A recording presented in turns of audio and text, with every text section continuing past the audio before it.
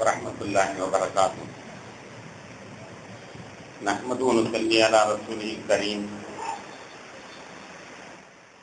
அம்மா பஅத். ஃபகத் क़ால அல்லாஹு தஆலா ஃபீ கலாமிஹில் கரீம் வல் ஃபுர்கானில் மஜீத். அஊது பில்லாஹி மினஷ் ஷைத்தானிர் ரஜீம். பிஸ்மில்லாஹிர் ரஹ்மானிர் ரஹீம். யா நிஸாஅன் நபிய்யி லஸ்துன்ன கஅஹதின் மினன் நிஸா இன் இத்தகைத்துன்ன فلا تخضعن بالقول.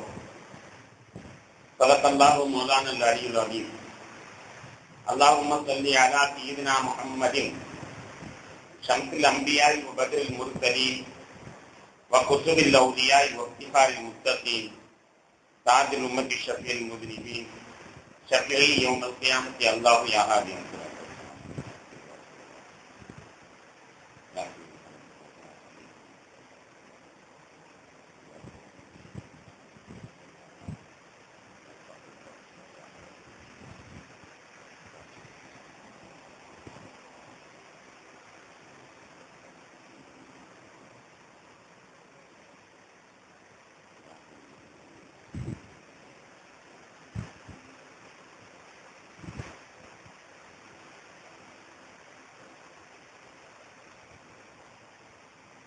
கண்ணியத்திற்கும் மதிப்பிற்கும் உரித்தான பெரியோர்களே, சகோதரர்களே, அல்லாஹ்வின் பேரருளால் 9ஆம் நாள் தராவீஹ் தொழுகை நிறைவு செய்துவிட்டு அமர்ந்திருக்கிறோம்.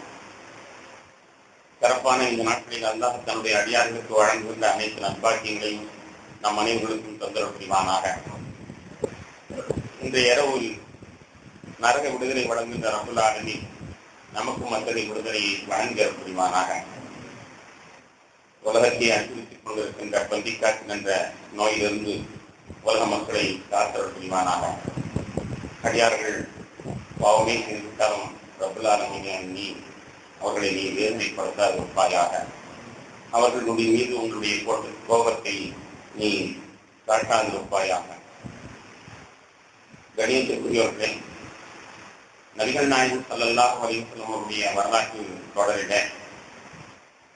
கண்மணி நாயகம் ஸல்லல்லாஹு அலைஹி வஸல்லம் அவருடைய துணைவியர்கள் பற்றிய செய்தியை நாம் பரிமாறிக் கொண்டிருக்கிறோம். அருமை நாயகம் ஸல்லல்லாஹு அலைஹி வஸல்லம் அவர்கள் ஒரே சமயத்தில் 9 மனைவியோடு வாழ்வதற்கு அல்லாஹ் அவர்களுக்கு தௌஃபீக் செய்திருந்தார். அதே நேரத்தில் நம்மை போன்ற மூமின்களுக்கு உச்சகட்டமாக 4 மனைவியை கட்டுவதற்கு அனுமதி தந்திருக்கிறார். 4 மனைவி கட்டுவதற்கு அனுமதி தருவதோடு மட்டுமல்லாமல் ஒரு கிடிக்கு பிடி ஒன்றையும் அதிலே சேர்த்திருக்கிறார். அதாவது பல மனைவியர்கள் கட்டுவதில் 4 வரை அனுமதி உண்டு. ஆனால் அவர்களுக்கு மத்தியிலே நீதமாக நடக்க வேண்டும். நீதம் தவறினால் ஒன்றோடு நிறுத்திக் கொள்ளுங்கள் என்பதாக தன்னுடைய திருவசனத்தில் சொல்லி காட்டுகிறார். பொதுவாக நம்மை பொறுத்த மட்டில் 4 திறமை முடித்தவர்கள் மிகவும் அரிது. 100-ல் ஒருவர் இருப்பாரா?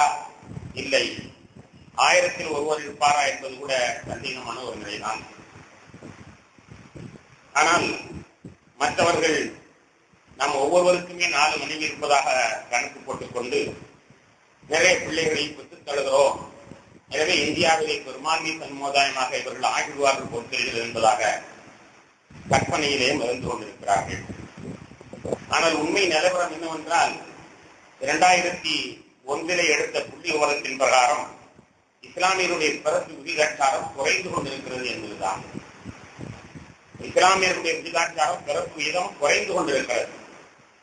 உண்மையிலேயே இஸ்லாமியருடைய குடும்பத்தை புதிய ஜெனரேஷன் எடுத்து பார்த்தால் நமக்கு இருவர் இந்த எல்லையை தாண்டுவதில்லை. பெருவாரியான குடும்பங்களிலே முன்பு போன்று 6 பிள்ளைகள் 9 பிள்ளைகள் பெற்றது என்று இருக்கிறது என்று பார்த்தால் அப்போ எதுவும் இருப்பதாக தெரியவில்லை. ஆனால் இந்த நிலைமையிலே நாம் ஒவ்வொருவருமே 4 மனைவியை கட்டி இருப்பதாக நினைத்துக் கொண்டு மற்றவர்கள் நம் மீது கேள்வி கணைகளை வீசிக் கொண்டிருக்கிறார்கள்.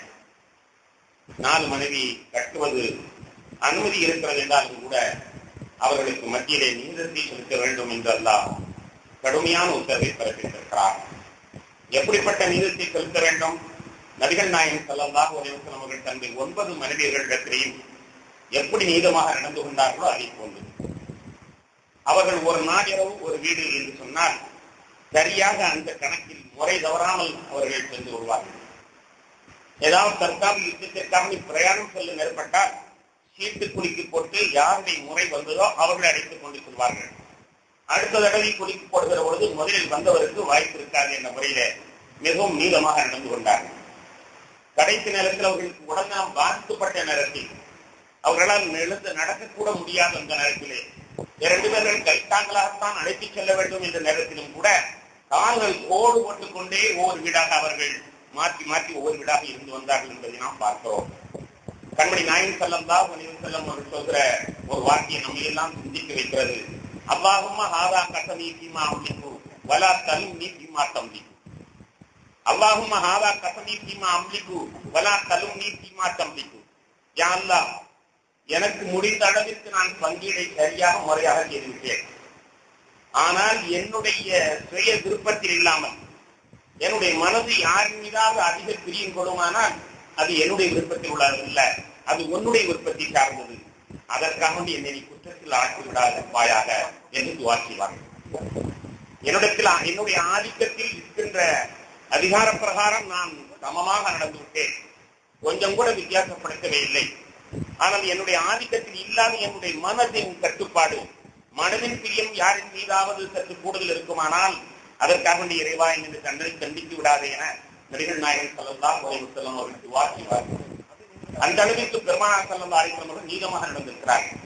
ஆனால் நம்முடைய தமிழகத்திலேயோ மற்ற இடங்களிலேயோ பார்க்கிற பொழுது 2 மனைவி கட்டியிருந்தாலே கூட 2 வருடத்தையும் ஒரு வாழ மாட்டான், ஒரே அடியாக ஒரு பக்கம் சாய்ந்து விடக்கூடிய நிலைமையை தான் நாம் பார்க்கிறோம். 2 மனைவி இருக்கிறது என்று வேறுதான், ஆனால் அவன் சார்ந்திருப்பது ஒன்றாகத்தான் இருக்கும்.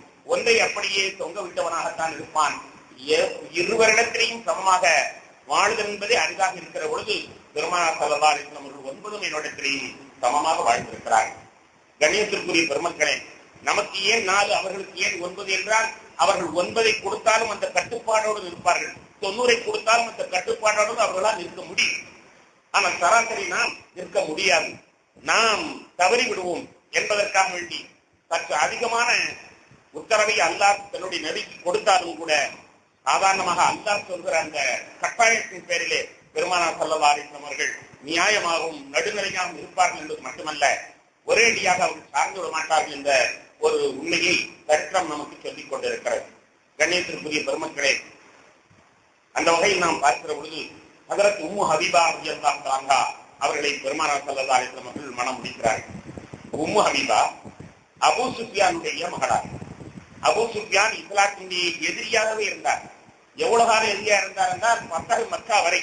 நபிகள் நாயகம் ஸல்லல்லாஹு அலைஹி வஸல்லம் மக்காவில் இருந்து மதீனா சென்று மதீனாவிலே 8 வருஷம் இருந்ததற்கு பிறகு அதன் பிறகுதான் அபூ சுஃபியான் இஸ்லாத்துக்கு வருகிறார். அப்படிப்பட்ட அந்த காலகட்டம் வரை சராசரி ஒரு இறை மறுப்பாளராக இருக்காமல் பெருமானாருக்கு சவாலாகவே இருந்து வந்தார் ஒவ்வொரு யுத்த களத்திலையும் அபூ சுஃபியான். அப்படிப்பட்டவருடைய மகள் தான் உம்மு ஹபீபா. ஆனால் இவர்கள் கன்னி பருவத்திலே இஸ்லாத்தை ஏற்றுக்கொண்டு விட்டார். கன்னி பருவத்திலே இஸ்லாத்தை ஏற்றுக்கொண்டு விட்டார்கள். மிகப்பெரிய எதிரியினுடைய மகள். எனவே எதிரி அந்த பெண்ணை எவ்வளவு கண்டித்திருப்பார் என்று நீங்கள் எண்ணி பார்க்க வேண்டும். இஸ்லாத்தினுடைய மிகப்பெரிய எதிரியாக இருந்த அபூ சுஃபியான் கன்னி பெண்ணான தன்னுடைய மகள் இஸ்லாத்திற்கு சேர்ந்த பொழுது எவ்வளவு கொடுமைப்படுத்திருப்பார் என்பதை பார்க்க வேண்டும். இந்த கொடுமைகளை தாங்க முடியாமல் அவர்கள் அபிசீனியாவிற்கு நாடு திறந்து சென்றார்கள். தன்னுடைய தகப்பனார் மிகப்பெரிய வீரன், மிக பேரும் புகழுமாக இருக்கக்கூடியவன். இருந்தாலும் கூட அவர்கள் இஸ்லாத்தை ஏற்றுக்கொண்ட காரணத்தினால் அவர்கள் சிறுமைப்படுத்தப்பட்டார்கள். எனவே அபிசீனியாவுக்கு சென்றார்கள். உபைதுல்லா இப்னு ஜஹ்ஷ் என்பவரையும் மனம் முடித்தார்கள். அவரும் இஸ்லாத்தை ஏற்றுக்கொண்டிருந்தார். மனம் முடித்து அபிசீனியாவிலே வாழ்ந்து கொண்டிருக்கிற பொழுது அவருடைய கணவனார் கிறிஸ்தவராக மாறிவிட்டார். 2 பேரும் தான் அந்த நாட்டுக்கு சென்றிருக்கிறார்கள். சின்ன வயது. கணவனார் மாற்று கிறிஸ்தவ மதத்திற்கு அவர் சென்று விட்டார். சென்றதோடு மட்டுமல்லாமல் என்னோட வந்தால் நான் உன்னை வாழ வைக்கிறேன், என்னோட வந்தால் வாழ வைக்கிறேன் என்பதாக அவர் சொல்கிறார். ஆனால் இந்த அம்மா ஈமானிலே உறுதியாக இருந்த காரணத்தினால் நான் இந்த நாட்டிலே சென்றாலும் சாதனை தவிர உன் பின் நான் வரமாட்டேன் என்பதாக சொல்லிவிடுகிறார். சொல்லி அந்த நாட்டிலேயே கிட்டத்தட்ட